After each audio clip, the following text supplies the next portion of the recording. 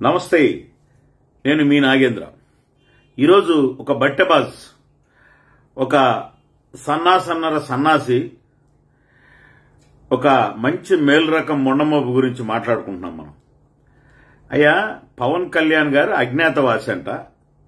ఆయన చెప్తాడు, నాదెండ్ల మనోహర్ సారు అజ్ఞాని అంట. అరే, గుడిసేటి లేదా గుడివాడ అమర్నాథ్, నీకు అసలు జ్ఞానానికి అజ్ఞానానికి తేడా తెలుసా?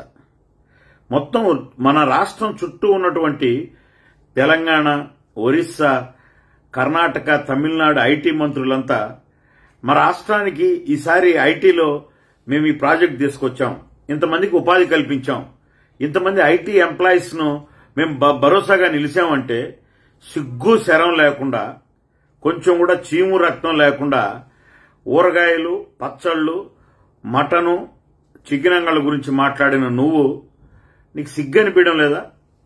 ప్రతిరోజు ఒక కుంభకోణాన్ని బయట తీస్తున్నటువంటి మా పిఎస్సి చైర్మన్ శ్రీ నాదెండ్ల మనోహర్ గారి మీద అజ్ఞాని అంటవా? అరే సన్నాసి, నువ్వు ఏ జ్ఞానంతో ఆయన నా మాట అన్నావో మాకు తెలియదు, కానీ మేము ఈరోజు పట్టుబట్టి మా సారుకు ఒప్పించి ప్రపంచంలో ఏ విషయం మీద మీరు మా సార్తో నీకున్నటువంటి అపారమైన జ్ఞానంతో చర్చకొస్తావో చెప్పండి.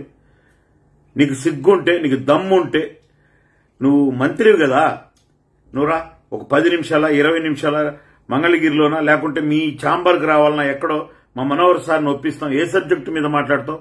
సిగ్గు శరం లేకుండా నోటికి ఎంత వస్తే అంత 294 అసెంబ్లీలకు ఉమ్మడి సభ్యులకు సమాధానం చెప్పిన వ్యక్తి ఆయన.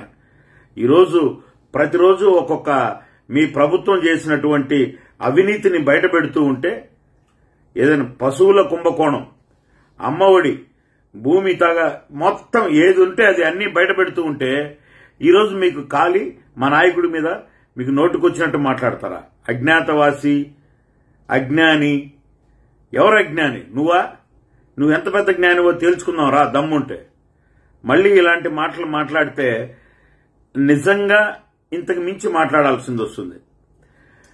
ఈ రాష్ట్రంలో ఐటీ మినిస్టర్ అనే ఒక వ్యక్తి, గుడిసేటి లేదా గుడివాడ అమర్నాథ్, నీకే చెప్తున్నాం, మళ్లీ ఇలాంటి సన్నాసి మాటలు, ముండమోపు మాటలు, బట్టెబాజు మాటలు మాట్లాడితే నిజంగా నీకు నడి రోడ్డులో గుడ్డలు ఇప్పాల్సింది వస్తుంది మా నాయకుల్ని మాట్లాడితే.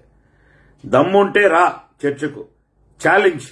మా సార్ని మేము ఒప్పించుకుంటాం, నువ్వు ఏ సబ్జెక్టు మీద వస్తావో రా. రికార్డ్ డాన్స్ మాటలొద్దు, ఇలా స్పీడ్ బ్రేకర్ల దగ్గర తప్పట్లు కొట్టే మాటలు మాట్లాడొద్దు అమర్నాథ్.